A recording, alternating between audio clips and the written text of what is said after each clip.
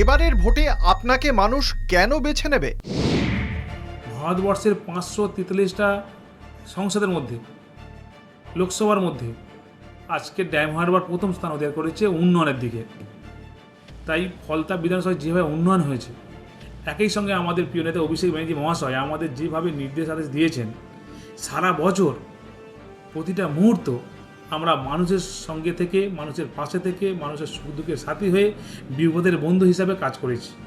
তাই সেই বিশ্বাস নিয়ে বলছি, মানুষের জন্য যে কাজ করেছি মানুষ তার সেই বিশ্বাসে দোয়াদুর আশীর্বাদ দেবেন। ফলতা একটা জায়গায় দাঁড়িয়ে আছে যেখানে হচ্ছে সাধারণ মানুষ তার যে স্বাভাবিক যে চলাফেরা, স্বাভাবিক জীবন ধারণ, স্বাভাবিকভাবে যে কথাবার্তা বলার, সেগুলো একটা রুদ্ধ হয়ে গেছে।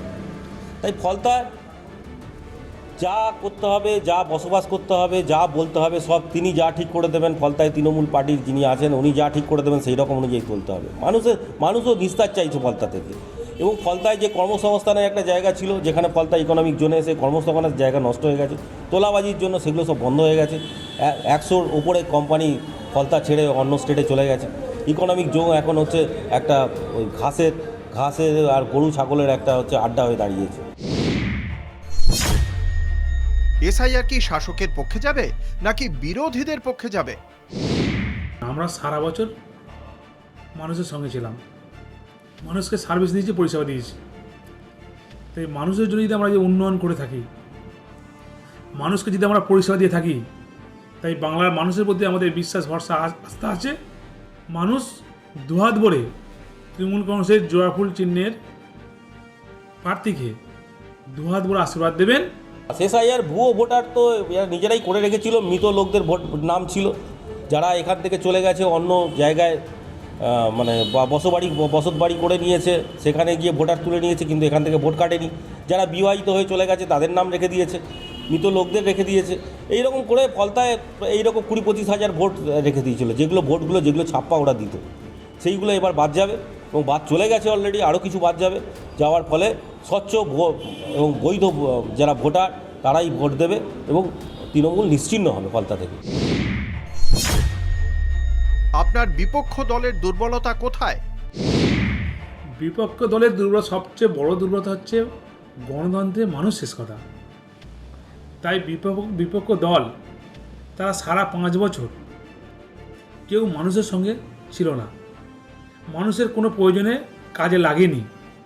কিন্তু ভোটের সময় শীতের পাখির মতো আর বসন্তের কোকিলের মতো এসে যদি মানুষকে ভুল বুঝিয়ে, ভাঙতা দিয়ে, প্ররোচনা দিয়ে, প্রলোভন দিয়ে ভোট চাওয়ার চেষ্টা করে, সেটা বাংলার মানুষ এবং ফলতার মানুষ তারা ঠিক যোগ্য জবাব দেবে।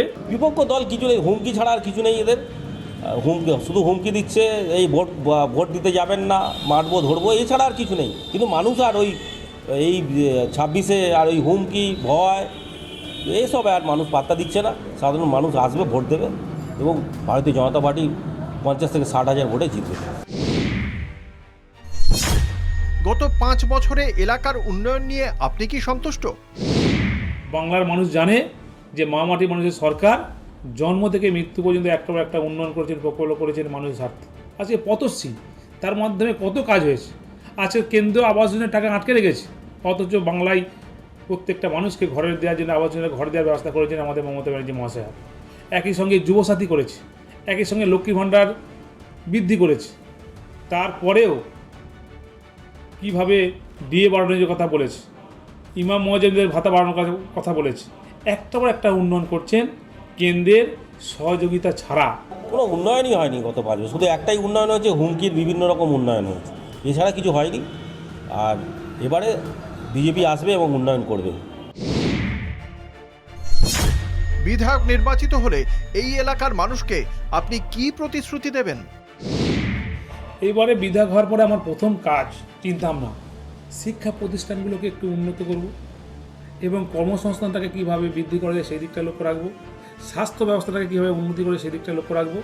আর বাকিটা তো রাস্তাঘাট, পানীয় জল থেকে সব কিছুই তো আমাদের এমপি সাহেব অভিষেকজি করেছেন। তার সঙ্গেও আমরা অভিষেকজিকে আমরা রিকোয়েস্ট করব, অনুরোধ করব, কীভাবে শিক্ষা, কর্মসংস্থান এবং স্বাস্থ্য ব্যবস্থাকে কীভাবে আরও উন্নয়ন করা যায়। উন্নয়ন তো করেছেন, আরও বেশি বেশি করে কীভাবে উন্নয়ন করা যায় সেই দিকটা আমরা বেশি করে লক্ষ্য রাখবো। দেখুন, কর্মসংস্থান যেটা ফলতা ফিটের জন্য যে কর্মসংস্থান, শুধু আপনার ফলতা নয়, ডায়মন্ড হারবার রয়েছে, ওখানে হচ্ছে এখানে আপনার সাতগাছিয়া, বিষ্ণুপুর এবং ওখানে আপনার মন্দিরবাজার বিভিন্ন জায়গা থেকে মানুষজন আসতো, প্রায় হাজার 20-30 হাজার মানুষ প্রত্যেক দিন এই ফলতা ফিটের জন্য কাজ করতো। কর্মসংস্থানের একটা জায়গা হয়ে দাঁড়িয়েছিল, সেটা আজকে শেষ হয়ে গেছে, এটাকে আমরা পুনরুদ্ধার করব। এবং হচ্ছে ফলতায় আরও কিছু পর্যটন কেন্দ্র রয়েছে যেগুলো আজকে লুপ্তপ্রায়, সাধারণ মানুষ আর আসে না, সেগুলো আমরা পুনরুদ্ধার করব এবং নদী বাঁধ থেকে আরম্ভ করে সমস্ত কিছু আমরা রিপেয়ারিং করে সাধারণ মানুষকে একটা সুষ্ঠু পরিবেশ দেবো।